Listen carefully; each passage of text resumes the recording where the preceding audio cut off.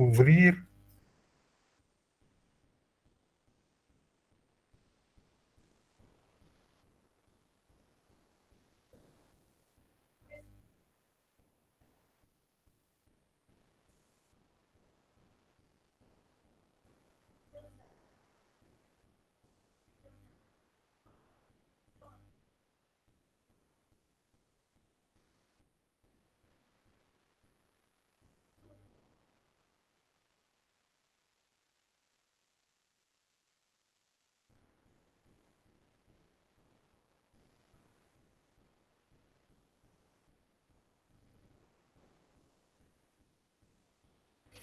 Oh, regardez, pour les fonctions périodiques, je l'ai fait en présentiel.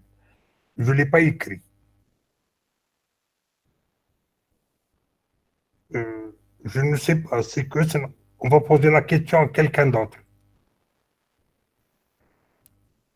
D'accord, monsieur. Je suis désolé, demandez est-ce que euh, on l'a fait en présentiel ou on l'a fait à distance? En présentiel, monsieur. Présentiel, c'est mieux ici. Oui, mais dans ce cas, si c'est en présentiel, je ne le rédige pas. C'est ce que j'ai dit dans le cours, je le dis en direct, c'est-à-dire j'écris les solutions.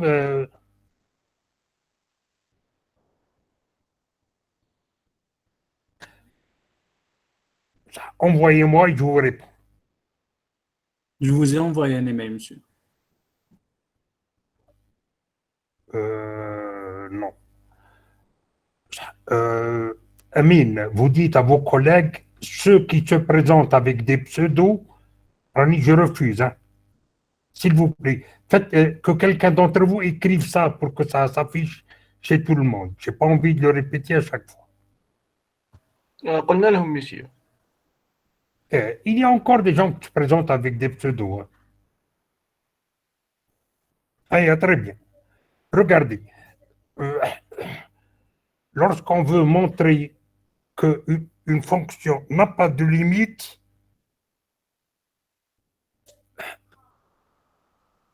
on n'a pas le choix. Il n'y a qu'une seule manière, c'est de supposer qu'elle a une limite et d'arriver à une contradiction. On n'a pas une autre manière de faire. C'est la seule manière. C'est parce que on ne peut pas montrer directement, c'est-à-dire par manière positive, quelque chose qui n'existe pas. Donc, qu'est-ce qu'on fait? On dit que si ça existe, ce n'est pas possible. Donc, qu'est-ce qu'on a? Regardez, l'idée est simple. Regardez, f de x égale cosinus x. Et je veux montrer qu'elle n'a pas de limite en x égale plus l'infini.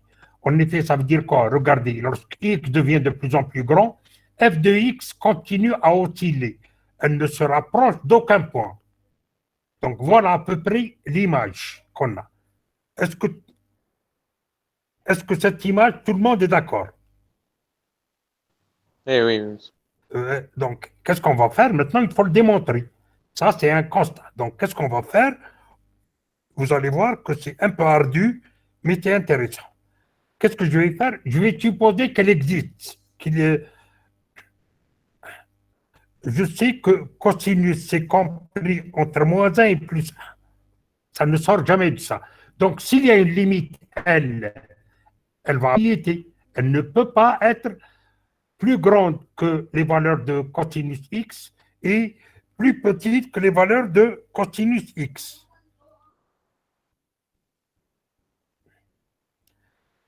Donc, qu'est-ce qu'on va faire?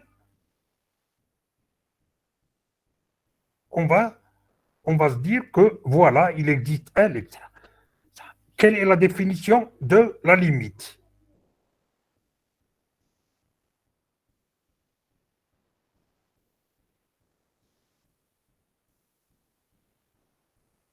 La définition de la limite, c'est quoi? C'est que, quel que soit epsilon positif, il existe A, si la limite, elle existe, tel que si x est plus grand que A, alors cosinus de x moins L est plus petit que epsilon. Donc, regardez, L, qu'est-ce qu'il est? Il va être soit en 1, soit en moins 1, soit dans l'intervalle ouvert moins 1 plus 1. Donc, on va commencer par 1. On va supposer que L égale 1. Dans ce cas, epsilon positif, il existe A tel que si X est supérieur à A, qu'est-ce qu'on va avoir? Cosinus X, il est toujours inférieur ou égal à 1 et il va être supérieur à 1 moins epsilon. Donc, qu'est-ce qu'on obtient?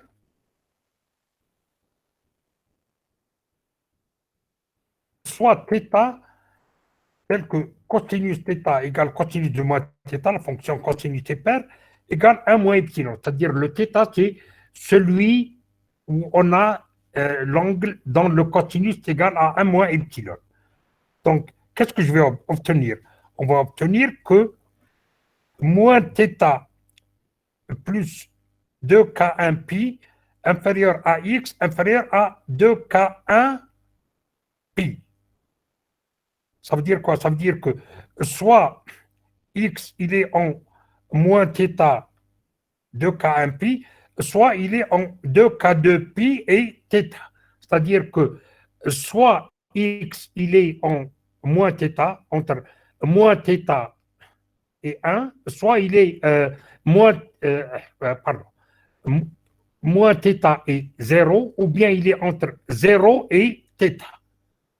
Voilà. Donc, il existe un entier K0 tel que A égale 2K0 pi ou bien 2K0 pi moins θ. Ça veut dire quoi? Ça veut dire que il existe un certain A est un nombre. Il est réel, hein, c'est-à-dire que je peux le prendre ici comme je veux. Et tel que si je suis plus grand, je suis dans l'intervalle cosinus x moins L en valeur absolue inférieure à epsilon. C'est-à-dire que je suis en quoi? Je suis en cosinus x, il est compris entre 1 moins epsilon et 1. Et donc, ça veut dire quoi? Ça veut dire que l'angle, qu'est-ce qu'il va être? Il va être soit plus grand que 2K0 pi, ou bien, lorsque je suis à gauche, c'est 2K0 pi moins θ. Donc, regardez, si je prends A, l'entier, c'est-à-dire dès que je le dépasse, j'ai la bonne condition. Si je prends A égale 2K0, qu'est-ce qu'il suffit? Il suffit, je vais prendre un nombre qui est encore plus grand, 2K0 pi plus θ plus alpha, avec alpha positif.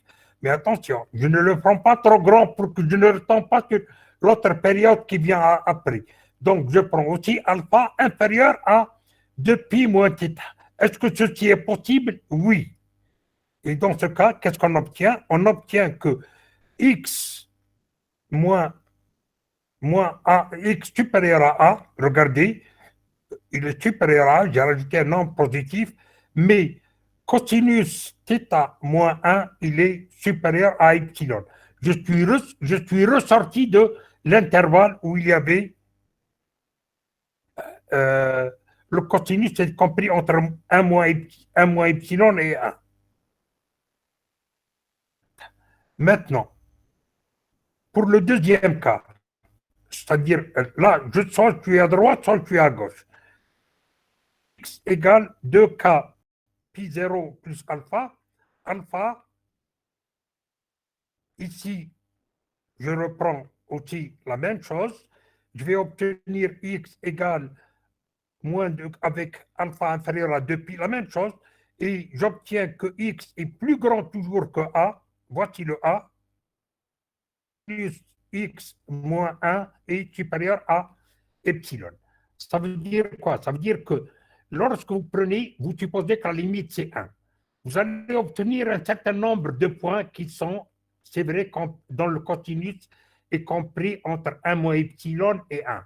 Mais dès que vous dépassez ces points, la fonction périodique, donc elle redescend plus bas que 1 moins epsilon, et c'est ce que j'ai essayé de construire. Donc voilà, je le fais pour 1. On va le faire pour moins 1. Pour moins 1, c'est exactement la même chose, mais ça va être de l'autre côté. Qu'est-ce que je fais au moins 1? Donc, je vais prendre des angles qui sont supérieurs à moins 1 et inférieurs à moins 1 plus epsilon. après la même chose, donc il y a des angles qui sont là-dedans, et dès que je prends un tout petit peu plus grand, ils sont plus grands que le A, et cosinus de θ moins 1, moins 1, il est supérieur à epsilon. Donc voilà, j'ai réglé les deux bouts. Il me reste à régler quoi? Il me reste à régler moins 1 ouvert, 1 ouvert. Donc, il nous reste le cas L qui est donc moins 1, 1. Donc, qu'est-ce qu'on va faire? La fonction, elle est paire, donc on va étudier uniquement, c'est exactement la même chose.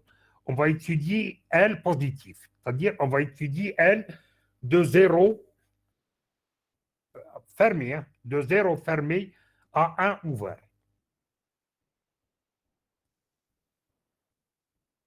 Donc, qu'est-ce que je fais? Soit θ qui est entre, regardez, je ne suis pas en 1. Donc, qu'est-ce que je vais faire? Soit θ qui est égal de moins pi à pi. Donc, qu'est-ce que je vais faire? Regardez, qu'est-ce que je vais obtenir?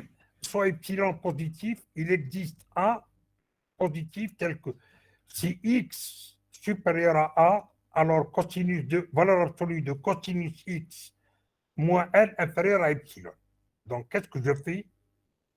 Soit alpha 0, un angle tel que cosinus de alpha 0 égale, le cosinus il est pair, c'est égal à L moins epsilon. C'est plus petit que 1.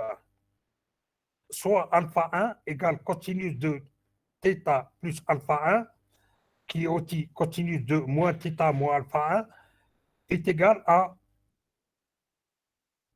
L moins epsilon. J'ai les deux angles à droite et à gauche. Je vais prendre un seul minimum, les autres, c'est exactement la même. On va étudier uniquement le cas L plus epsilon égale cosinus, et j'ai oublié une parenthèse, cosinus de θ moins alpha 0, et donc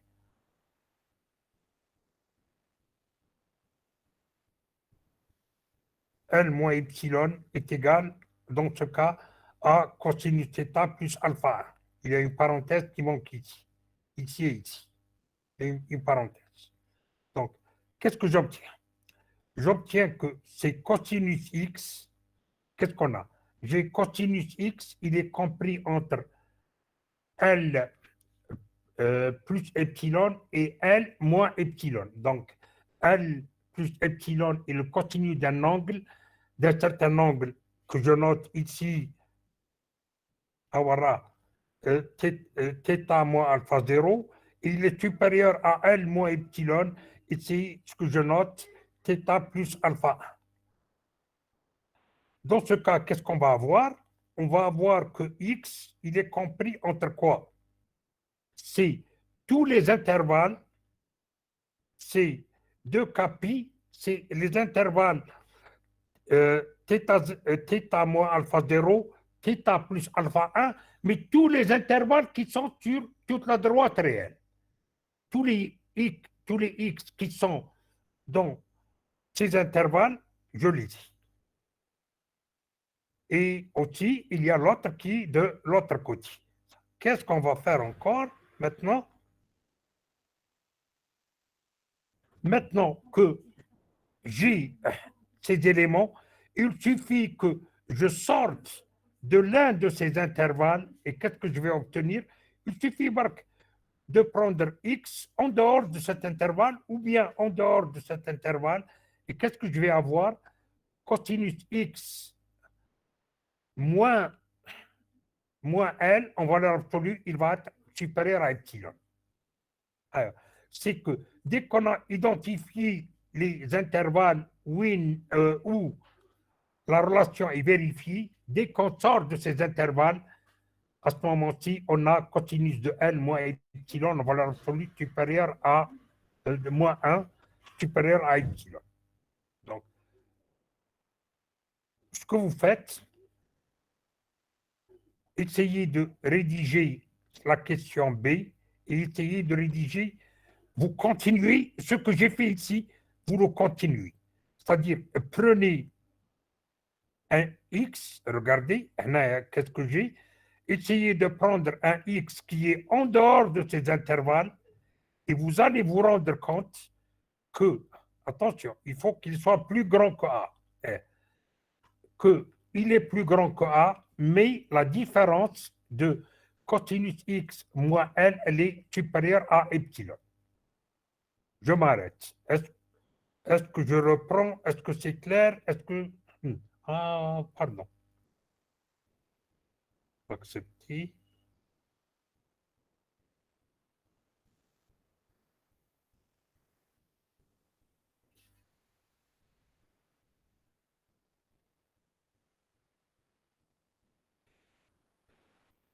Est-ce que je reprends? À quel niveau je reprends, etc.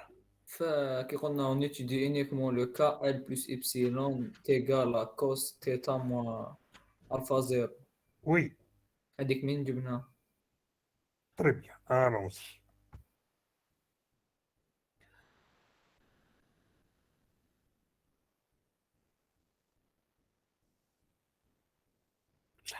Soit epsilon positif. Donc, je reprends. C'est ici ou là plus haut? Le cas C? ah, C oui monsieur Très bien. Regardez, il nous reste le cas moins LL. Donc, qu'est-ce qu'on va faire? Je prends donc L qui est dans l'intervalle ouvert moins 1, 1. Ça ne sert à rien, continue qu'il est pair, donc je peux m'abstenir dans le cas L supérieur ou égal à 0. Voilà, regardez. L, il est dans 0, 1. Est-ce que vous êtes d'accord? 1 ouvert. monsieur علاش il suffit d'étudier dans juste le cas L parce que cos c'est pair Et quand c'est pair, c'est-à-dire ce qu'on fait pour positif, ah d'accord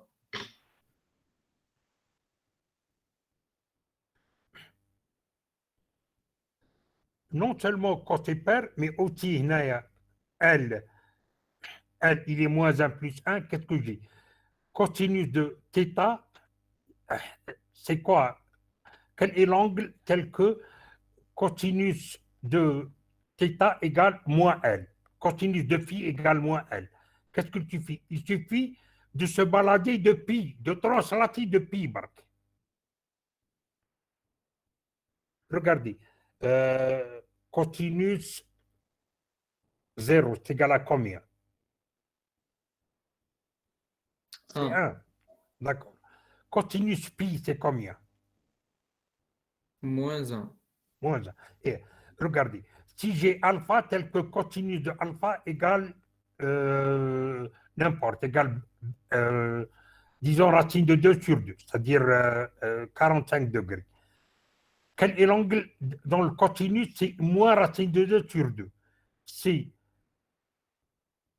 pi sur 2 plus pi.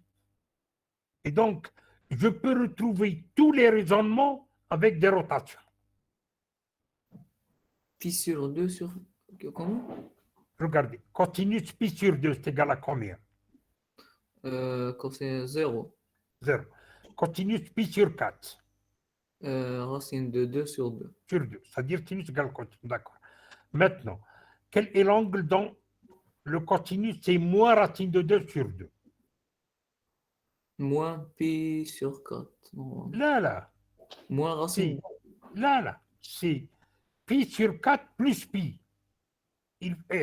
Vous faites un tour de pi et vous retombez avec moins pi sur moins racine de 2 sur 2. Il continue, si vous voulez prendre la valeur opposée, il suffit de faire tourner l'angle encore de pi, ou bien de pi, ou bien de moins pi. d'accord Très bien. Maintenant, donc qu'est-ce que je fais? Soit un angle θ, il est compris entre 0 et 1 ouvert en 1.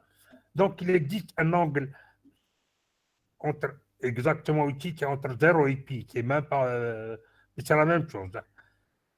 Tel que cosinus de θ égale cosinus de moins θ égale L.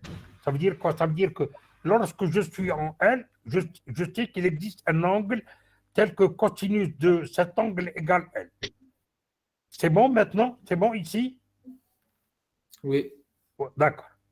Maintenant, je reprends ma définition. Soit epsilon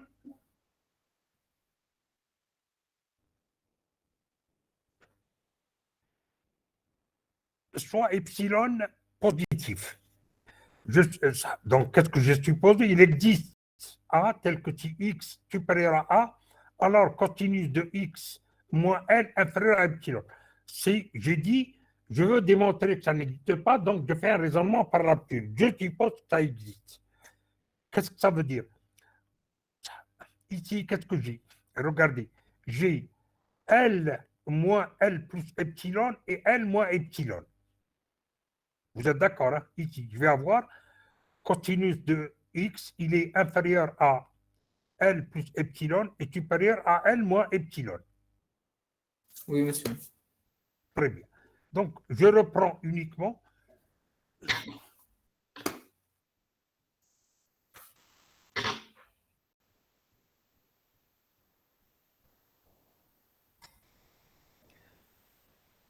soit alpha 0 tel que cosinus de θ moins alpha 0, c'est la même chose. On a toujours cosinus de l'angle, c'est cosinus de moins l'angle, égale L moins epsilon. Ça veut dire quoi? Ça veut dire que en θ, je suis en L, et donc qu'est-ce que je fais?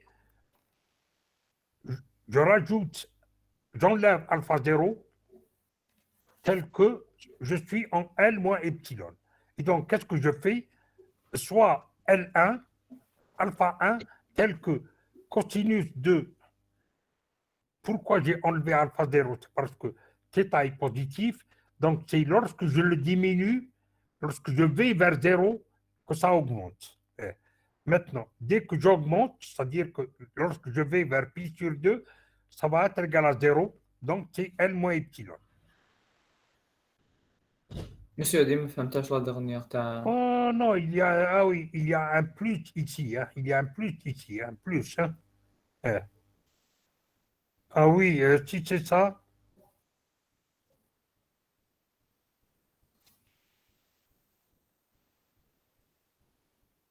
il y a, il y a un plus ici, L plus epsilon et L moins epsilon. Hein.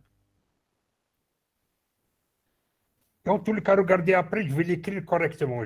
Ça, il y a une faute de frappe, hein. C'est plus, c'est pas moins. Hey, voilà. Regardez, cosinus de θ moins alpha 0 égale L plus epsilon et cosinus de θ plus alpha 1 égale 1 moins epsilon. Donc, ça aussi, il faut que je le corrige. Dans ce cas, qu'est-ce qu'on obtient? Regardez, j'obtiens que j'ai. Est-ce que c'est bon avec cette clarification? Il y a. Monsieur, ما Vous فهمتش avez- تاع بي سور 2 قلنا كي on se rapproche de pi sur 2. Regardez, maintenant, qu'est-ce que j'ai? Ici, c'est L plus epsilon et ici, c'est L moins epsilon. Oui. Donc, qu'est-ce que je vais avoir? Regardez, cosinus, c'est correctement. θ moins alpha 0 égale L plus epsilon, cosinus de L plus epsilon. Cosinus de θ plus alpha 1, c'est L moins epsilon. Oui. Donc, qu'est-ce que j'obtiens? On obtient dans ce cas qu'on a cosinus de x, il est compris, il est inférieur à cosinus de θ moins alpha 0 et supérieur à cosinus de θ plus alpha 1.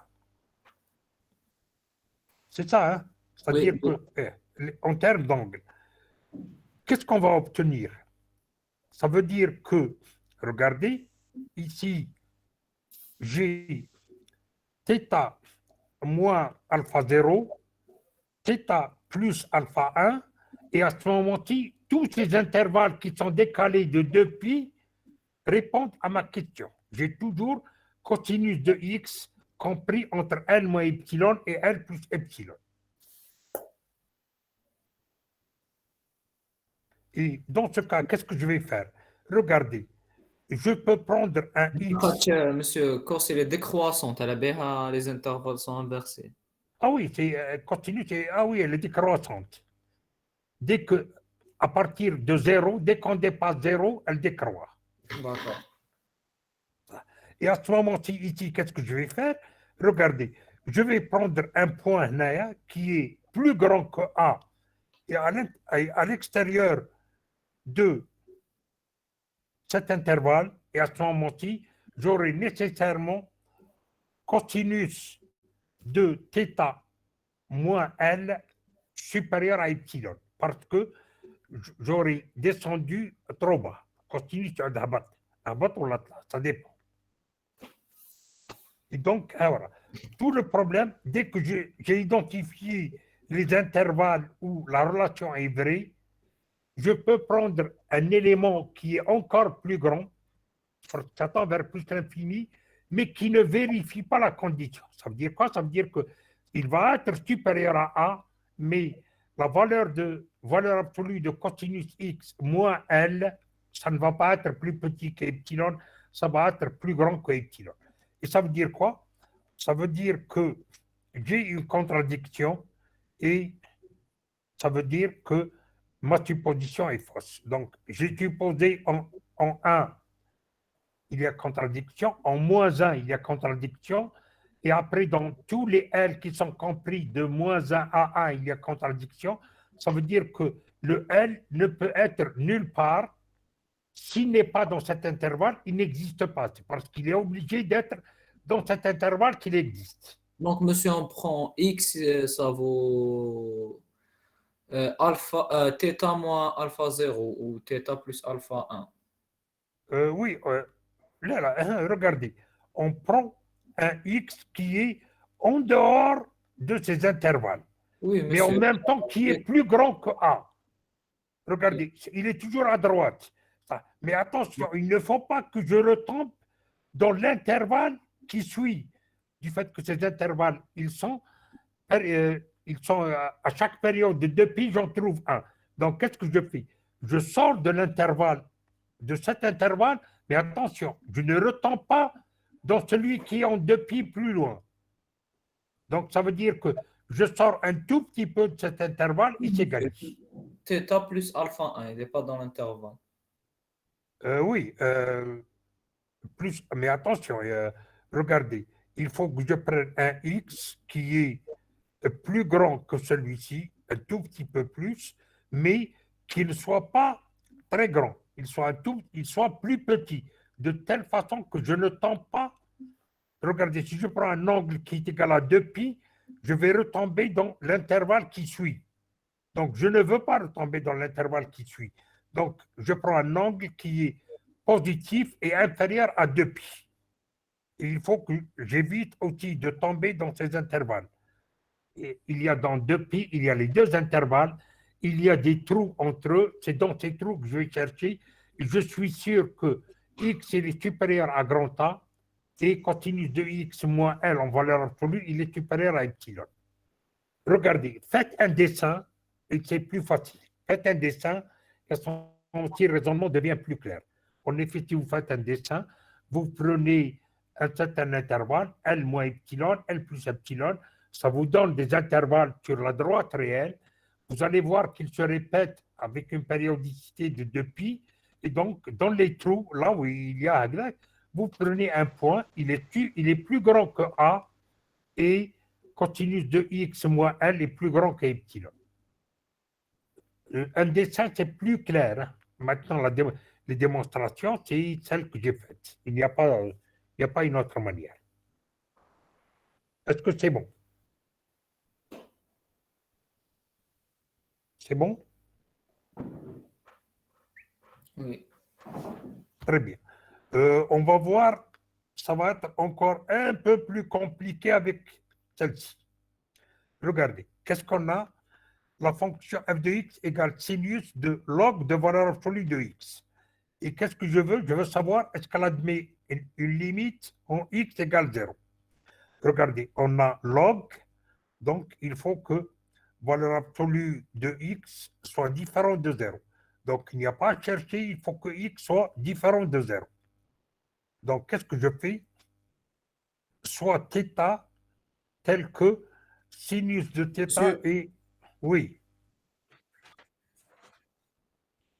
Allez-y, je vous écoute. Pas de suffit pas de montrer que la fonction admet deux limites distinctes. Que la fonction est... Répétez s'il vous plaît. Limites différentes.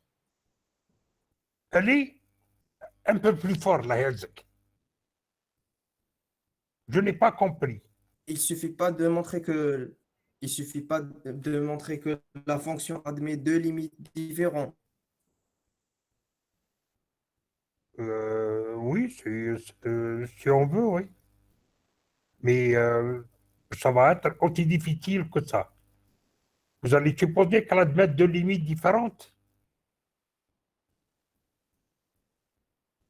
Elle n'admet pas de limites différentes, elle n'admet aucune limite. Et donc, comment vous allez raisonner? Vous allez vous dire que je veux montrer qu'elle n'existe pas. Donc, la seule manière de dire, c'est que, supposons que la limite existe. Comme la limite, c'est la limite de cosinus x, regardez, limite inf, limite sup, limite inf, c'est moins 1, limite sup, c'est plus 1. Donc, si la limite existe, elle est certainement plus grande que limite inf et plus petite que limite sup. Donc, il est certainement compris entre moins 1 et 1. Et après, ça se déroule, je déroule le reste. Il n'y a pas à chercher. En tout cas, je vais l'écrire ici pour dire que si la limite existe, elle est inférieure à limite sup et supérieure à limite inf, auquel ça va être mieux. Regardez. Monsieur, on peut la traiter comme une suite. Donc, on va diriger de ce suite et on va Là. la- Non. Qu'est-ce que vous allez faire? Vous allez dire que voilà, j'ai xn qui tend vers l'infini, donc xn, la suite xn tend vers l'infini. Je vais voir est-ce que continue de cette suite converge. C'est la même chose. Mais c'est exactement le même raisonnement. Vous pouvez prendre soit une suite xn qui converge vers plus l'infini.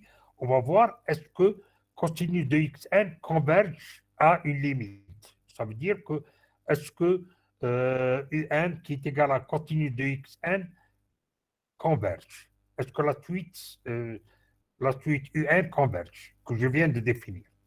Vous pouvez faire comme ça. Et qu'est-ce que vous allez faire? Vous allez supposer qu'elle converge, elle a une limite, elle, etc. Vous allez vous dire directement, la limite, si elle existe, elle est inférieure à la limite sup, elle est supérieure à la limite inf, donc elle est automatiquement comprise entre moins 1 et plus 1, et hop, je déroule. Il n'y a pas, c'est-à-dire, on peut le formuler autrement, mais c'est le même raisonnement. C'est-à-dire, si ça vous intéresse de travailler avec les suites, vous le faites. Mais celle-ci, elle est plus directe. Si vous voulez faire avec les suites, c'est aussi bon. Moi, je n'y ai pas pensé aux suites. Hein. Je pensais directement construire une contradiction en direct. Allez, allons-y. Je passe à l'exercice 2. Qu'est-ce qu'on a? On a f de x égale sinus de log de valeur absolue de x. Et que ça tend vers 0. Pour que log soit défini, il faut que valeur absolue de x soit strictement positive. Ça veut dire quoi? Ça veut dire que x différent de 0. Donc, qu'est-ce que je sais? Quel que soit θ appartenant à R, on a sinus θ, il est compris entre moins 1 et plus 1. Donc, la limite, si elle existe, elle est inférieure à limite sup et supérieure, inférieure ou égale à limite sup, inférieure ou égale à limite sup et supérieure ou égale à limite inf. Donc, on doit avoir nécessairement R qui est compris entre 1 et moins 1. Je m'arrête. Est-ce que jusqu'ici, c'est clair? Monsieur, on doit trouver que fx0, ça n'existe pas. Là, la limite de f en x0 n'existe pas. Ah, d'accord. La limite. Attends, lorsque vous dites f de x0, c'est déjà faux. La limite en x0, du fait qu'elle n'est pas définie en x0. Rappelez-vous, regardez, en x0 égale 0. Et f n'est pas défini en x0, donc c'est en limite, et même non seulement elle n'est pas définie en 0, mais on est en train de voir est-ce qu'elle est définie comme limite. Et à ce moment-ci, on va se rendre compte qu'elle n'est même pas définie. Est-ce que c'est bon? S'il vous plaît.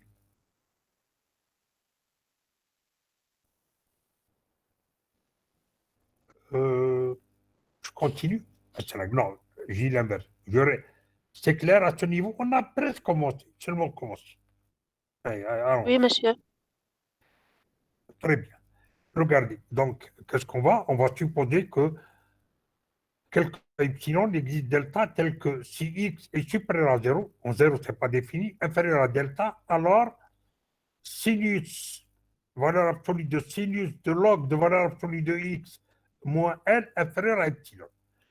Donc, de manière analogue que précédemment, on suppose que L égale à 1. On va écarter L égale à 1, L égale moins 1, et après à l'intérieur. Donc, regardez. Tu vas supposer que L égale 1. Donc, qu'est-ce qu'on a?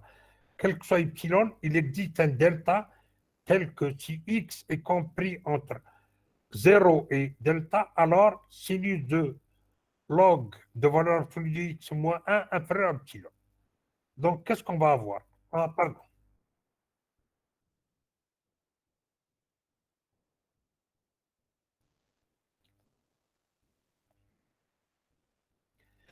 Regardez, ça veut dire quoi ici? Je vais avoir sinus de log de x inférieur à 1 plus epsilon. Ça ne sert à rien, le sinus, il est au plus égal à 1. Donc, il va être inférieur ou égal à 1. Et il va être supérieur à 1 moins epsilon. Donc, qu'est-ce que je fais? Regardez, soit θ tel que sinus θ égale sinus de pi moins θ égale 1 moins epsilon. Comme x, il est en valeur absolue supérieure à 0 et inférieur à delta, qu'est-ce que je vais en faire? On va prendre x, il appartient à moins delta 0, union 0, delta. C'est ça que ça veut dire. Mais je vais prendre delta, il est plus petit que 1. Je vais le faire tendre vers 0. Donc, vous allez comprendre pourquoi c'est après. Donc, qu'est-ce que je vais avoir? Certainement,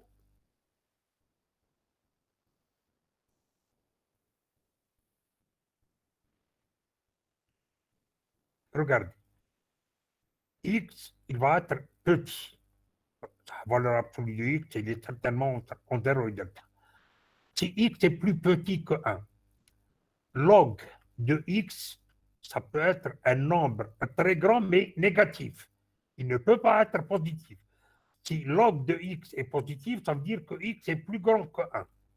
Donc, qu'est-ce que j'ai? Regardez, sinus de cet angle, donc nécessairement, log de x, il va être moins 2k1 pi plus θ et moins 2k1 pi plus pi sur 2. Donc, regardez, il est entre θ et pi sur 2. Ou bien, j'ai log de x qui est entre pi sur 2 de l'autre côté et pi moins θ. Ça vient de quoi le moins? C'est parce que le log de valeur absolue de x est un nombre négatif. Donc, il y a un déplacement vers la gauche, hein, et à ce moment-ci, il est toujours compris entre θ et pi sur 2, ou bien pi sur 2 et pi moins θ. Et donc, dans ce cas, qu'est-ce que j'obtiens?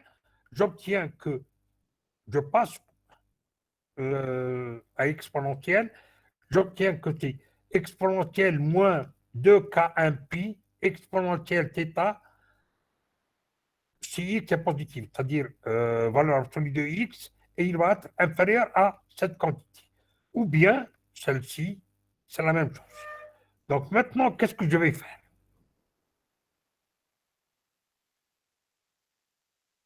Soit alpha, tel que si x appartient à 0 delta, ce 0 il faut l'enlever, alors je prends alpha supérieur à moins x et alpha inférieur à delta moins x. Et vous allez remarquer dans ce cas, si alpha vérifie ces deux conditions, je vais avoir x plus alpha, il est supérieur à 0 et inférieur à delta.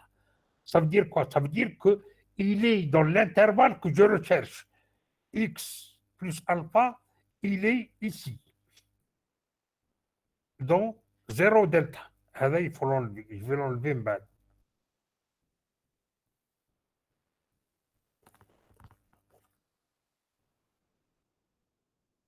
Je vais les enlever. Donc, je vais avoir x plus alpha, il y a entre 0 et delta. Comme il est positif, on a log de x plus alpha, log de valeur absolue de x positif, c'est comme log de valeur absolue. Qu'est-ce qu'on va faire? Ça va être exactement comme la même chose. Choisissons alpha tel que sinus de log de x plus alpha inférieur à 1 moins epsilon. Je ne peux pas avoir un sinus supérieur à 1. Donc, nécessairement, il va être... j'avais le sinus qui était compris entre 1 moins epsilon et 1. Je ne peux pas aller à gauche parce que sinus, quel que soit l'angle, il ne dépassera pas 1. Donc, je vais trouver un angle tel que le sinus de log de ce nombre soit plus petit que 1 moins epsilon. Et donc, qu'est-ce que je sais?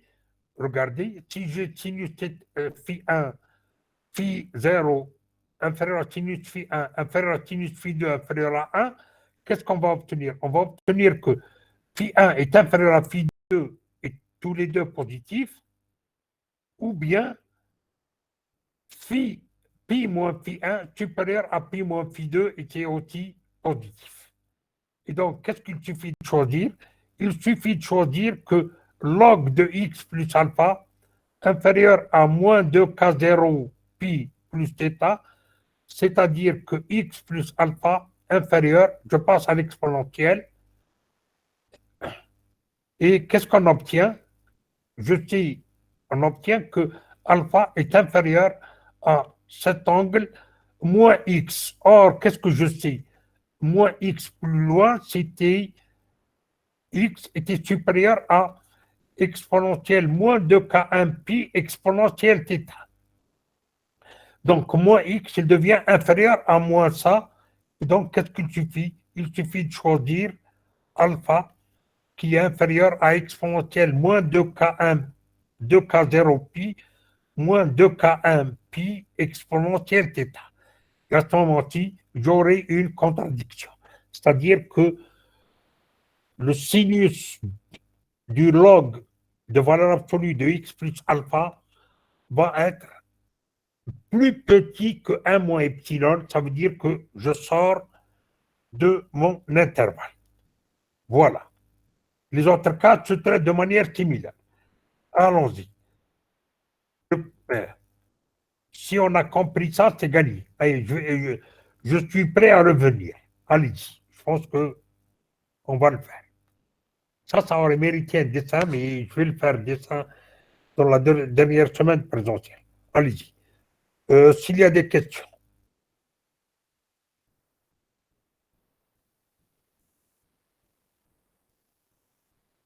Vous avez... Tout le monde a compris? Ah ben, c'est excellent. Sauf si vous ne voulez pas poser de questions. Monsieur, j'ai pas compris. Quand on a pris le X dans l'intervalle 0 delta. Allons-y. Donc, voilà. Oui.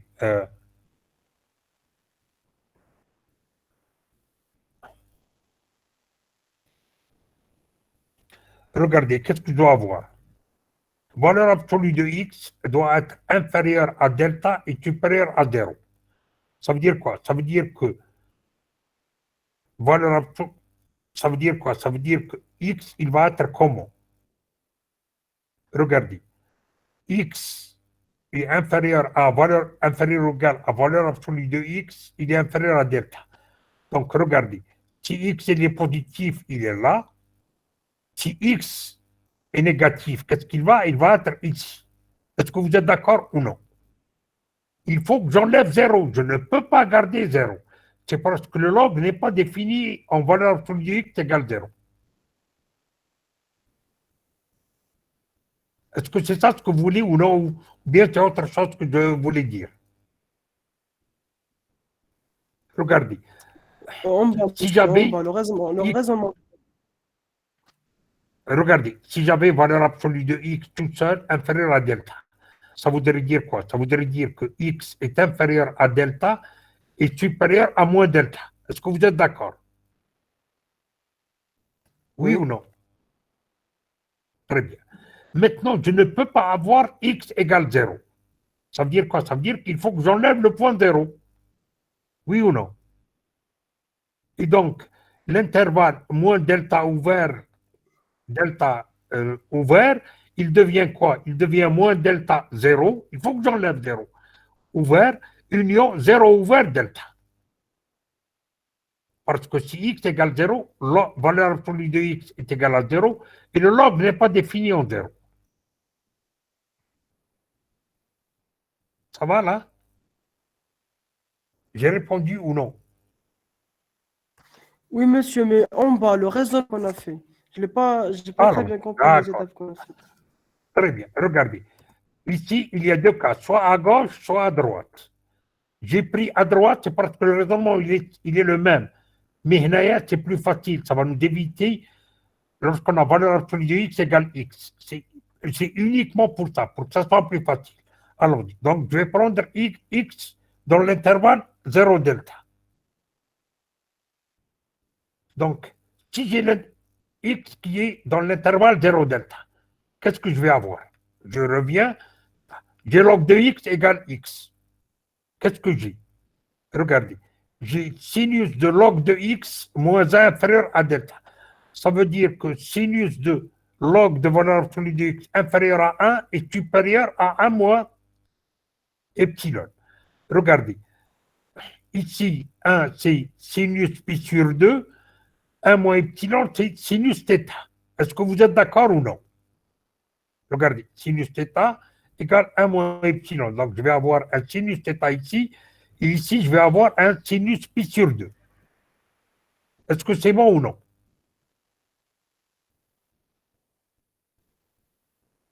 Oui ou non? Est-ce que vous êtes d'accord que sinus pi sur 2 égale 1? Oui, monsieur, oui. D'accord.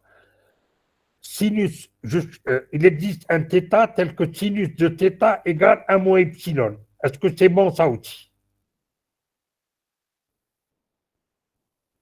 Dès que vous avez un epsilon petit, 1 moins epsilon c'est un certain nombre, et il y a certainement un angle θ tel que sinus de cet angle égale 1 moins epsilon.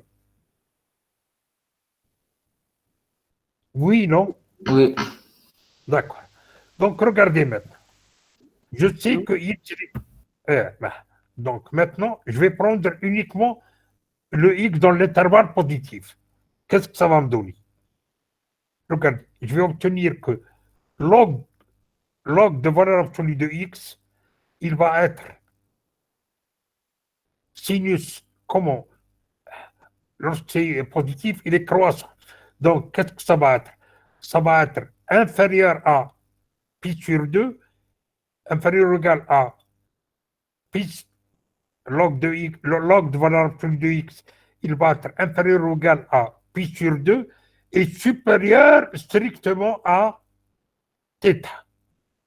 Log, hein. Mais après, comme c'est périodique, qu'est-ce que ça va être? Log de valeur absolue, il va être aussi inférieur à 2k pi plus pi sur 2 et supérieur, le même cas, 2k pi plus θ. Et donc, c'est ce que j'obtiens ici. Log de valeur absolue, il va être moins 2k1 pi plus pi sur 2 est supérieur à moins 2k1 pi plus θ. Pourquoi le moins? Parce que log d'un nombre plus petit que 1 est négatif. Donc, ça va être certainement moins. C'est parce que je ne peux pas avoir plus, sinon j'aurai valeur absolue de x supérieure à 1. Donc, j'ai supposé qu'elle était plus petit que 1. Et donc, le moins vient de cette condition. Et après, la même chose, il y a les deux cas à traiter.